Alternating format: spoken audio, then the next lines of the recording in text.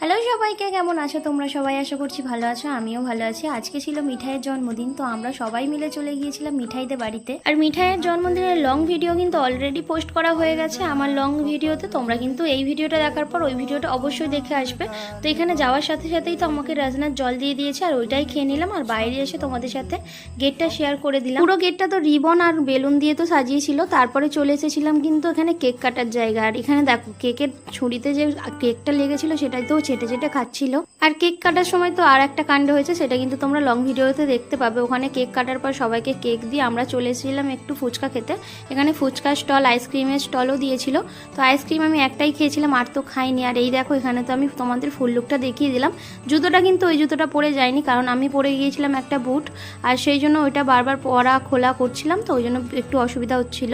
প্রথমে আজকে খাবারের মেনুতে ছিল হচ্ছে ডিমের টেবিল স্যালাড, তারপরেই ছিল হচ্ছে এখানে মাছের মাথা দিয়ে ডাল, আর ওখানে ছিল আলু পোস্ত, আর তারপর লেবু তো ছিল। আর প্রত্যেকবারের মতো তো ডালের সাথে লেবু দিয়ে খেতে আমার অসাম লাগে। তোমাদের কার কার ভালো লাগে অবশ্যই কিন্তু কমেন্টে জানাতে ভুলবে না।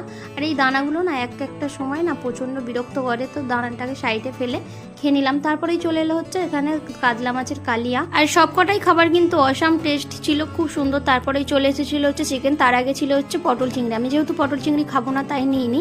তারপর পায়েসও ছিল, চাটনি ছিল, মিষ্টি ছিল, কিন্তু আমি কিছুই নিইনি। আর এই ব্রেসলেটটা আমি দিয়েছি মিঠাইকে। তোমাদের কেমন লাগলো জানি, ভালো লাগলে লাইক কমেন্ট